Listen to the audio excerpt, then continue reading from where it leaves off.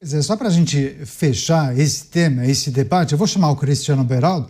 Beraldo, há várias dúvidas das pessoas a respeito da razão pela qual o Brasil não conseguiu avançar na agenda anticorrupção. E aí eu queria te perguntar, você atribui a frequência de casos de corrupção na nossa política à impunidade ou às reversões que a gente pôde acompanhar, sei lá, nos últimos anos em relação a episódios que envolviam poderosos, empresários, donos de empreiteira, políticos e por aí vai?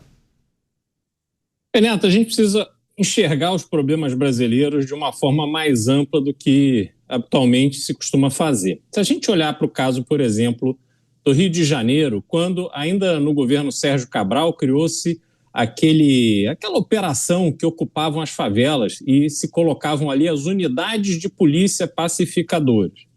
É interessante que era anunciada uma data e naquela data uma força especial da Polícia do Rio de Janeiro entrava na tal comunidade e aquela comunidade então ficava teoricamente livre dos traficantes, livre da milícia. Era restaurada ali a cidadania, a integração daquela área ao resto da cidade e do estado.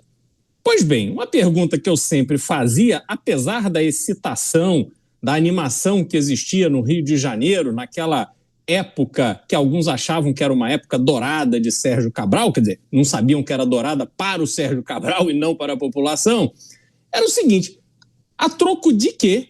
As pessoas acham que o simples fato de entrar na comunidade com a polícia vai fazer com que o traficante, com o criminoso, ele saia do crime. Quer dizer, a polícia invadiu, nossa, então amanhã eu vou lá no Ministério do Trabalho, vou tirar uma carteira de trabalho, vou procurar um emprego. As pessoas achavam que era isso que ia acontecer? Não.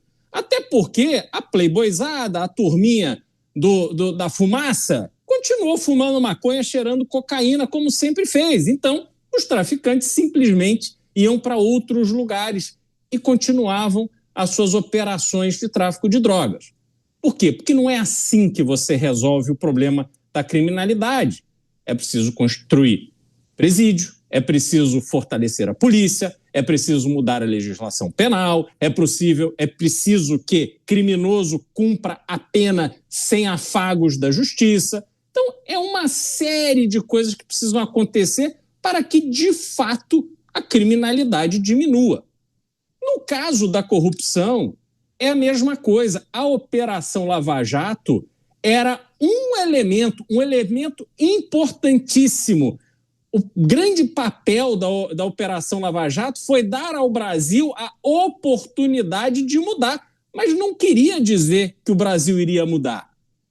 Quando os presidentes e donos das grandes empreiteiras foram em cana porque praticavam há anos corrupção, que chegou num patamar estratosférico nos governos do PT, é óbvio que tinha uma fila de outros empreiteiros menores que estavam doidos para sentar na mesa de negociação e passarem eles a pagar a propina. Do outro lado, diversos políticos que eram tidos ali como do baixo clero olhavam os figurões da política sendo presos e diziam: a minha hora chegou. Por quê?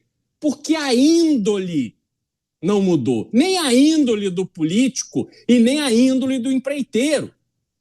E para piorar, tivemos um processo em que se normalizou no Brasil que as mais altas esferas do judiciário brasileiro passassem a perseguir aqueles que ousaram liderar a Operação Lava Jato e colocar em cana a quadrilha que sequestrou o Brasil. Pois bem, além disso, com o requinte de crueldade que estamos assistindo, temos esses mesmos empresários, réus confessos, dinheiro que estava escondido, recibos de pagamento, malas de dinheiro, contabilidade paralela, planilhas com apelidos para todos aqueles que se beneficiavam do dinheiro desviado das contas públicas. Esses empresários, não é que eles foram só perdoados pela justiça. Eles se livraram de ter que pagar financeiramente pelos prejuízos causados. Os acordos de leniência estão sendo suspensos. Para piorar ainda mais, esses mesmos empresários, bandidos, réus confessos que destruíram a democracia brasileira enquanto financiavam com dinheiro sujo que roubavam das empresas públicas campanhas eleitorais, que mantinham no poder os seus comparsas de quadrilha, esses empresários hoje são recebidos com tapete vermelho em eventos proporcionados pelas mais altas autoridades do país. Pior ainda, o próprio presidente da República, ele também preso pela Operação Lava Jato, hoje serve de porta-voz para abrir novos mercados a esses mesmos empresários quadrilheiros. Caniato, não há a menor hipótese do Brasil, nas atuais circunstâncias, se livrar desta chaga da corrupção. A corrupção está mais forte do que nunca. Os valores da corrupção estão mais altos do que nunca. As pessoas são corruptas, corrompem e se orgulham da convivência entre corruptores e corruptos. Portanto, Caniato, é preciso ter uma revolução no Brasil, para o Brasil começar de novo, começar com base na moralidade, porque esses que estão aí não fazem a menor ideia do que é moral, honra e respeito ao dinheiro público.